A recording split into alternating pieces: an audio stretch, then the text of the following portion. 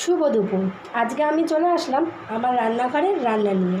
তো আজকে আমি রান্না করব কাঁচা ইলিশের আলু দিয়ে বেগুন দিয়ে ঝোল।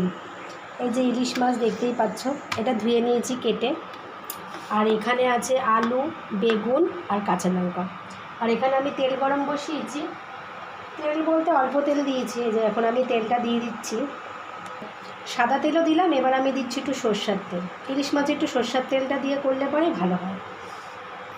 এই যে বন্ধুরা, তেলটা গরম হয়ে গেছে। এখন এর মধ্যে কালো জিরা দিয়ে দিলাম আমি। এবার দেবো কাঁচা লঙ্কাগুলো, দিয়েই এবার আলু বেগুনটা দিয়ে দেবো, না তো ফাটবে।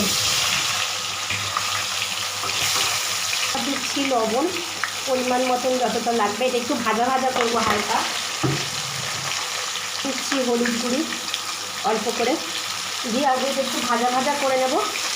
তারপরে হালকা মশলা দিয়ে একদম পাতলা ঝোল করবো। এটাকে একটু ভালো করে নাড়াতে হবে, এরকম ভাজা ভাজা করে। এবারে এটা ভাজা ভাজা হয়ে এসছে। এবারে আমি এর মধ্যে মশলা দিয়ে দেবো। এই যে জিরার গুঁড়ি দিলাম অল্প, এখানে হলুদ গুঁড়ো দিলাম অল্প, কারণ ভাজার সময় দিয়েছি তো, বেশি দিলে পরে গন্ধ আসবে। একদম প্লেন রান্না হবে। আমি জল দিয়ে দিলাম। লঙ্কার গুঁড়ো কিন্তু দিলাম না, কারণ ইলিশ মাছের ঝোলে লঙ্কার গুঁড়ো দিলে পরে অন্য কালার চলে আসবে, ফ্লেভারও অন্য চলে আসবে।